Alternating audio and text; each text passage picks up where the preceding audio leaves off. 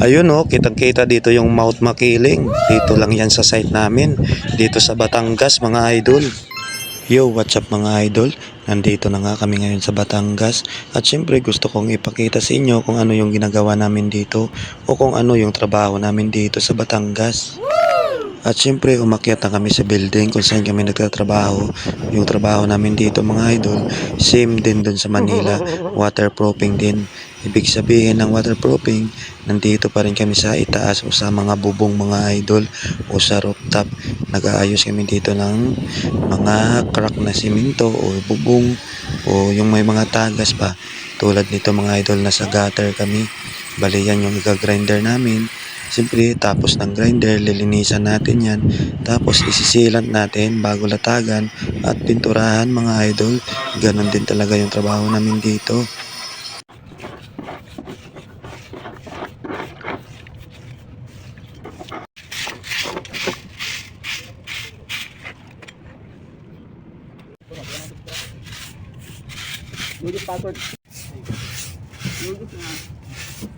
At pagsapit niya ng 11:30 AM mga idol, bumaba na kami para sa lunch break namin.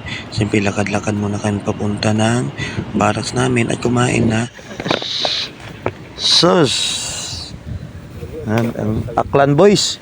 Yan, dito lang kumakain sa puno ng kahoy. Dati doon sa loob ng kundo. Ngayon, babalik. Yan, lunch muna. Lunch muna mga idol. Sa kundo, Yan din yung mga kasama namin dyan. Hanap-hanap na lang ng pisto. Bali dyan kami nagtatrabaho. Yan, lunch break na. Kaya kain muna, kain. Tinugat, galit ang puso. Asus. Gimba kaya magkainan ito sa Kanya. Lipat ako sa kanya. Hindi mo. At after lunch na mga idol, nagkabit na tayo ng duyan dito para dito tayo magpahinga kahit isang oras lang. At pagdating ng alauna, siyempre back to work na mga idol.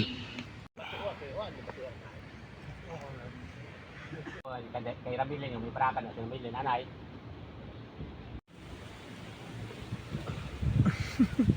Kaya, isumbilog ko to. At dumating na ngayong alauna mga idol at umakyat na kami dito sa bubong. Kaya nagsimulan na kami magsilant dito mga idol.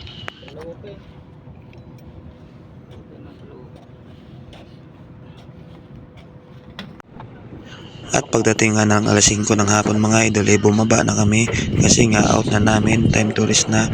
At yung mga gamit namin mga idol, low bid na rin yung ginagamit namin pababa kasi nga napakahirap ang daanan namin. Dito lang kami sa may exit ladder kami dumadaan mga idol kasi bawal kami dun sa loob kasi meron talaga mga empleyado dun o nag-ooperate pa yung building.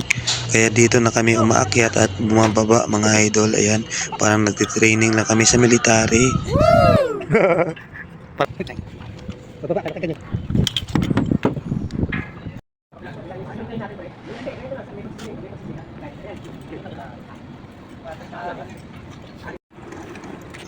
At pinagtulong-tulungan na nga namin yung mga gamit namin mga idol na maikarga dito sa service namin. At yung time na yan mga idol, pauwi na kami sa barracks namin.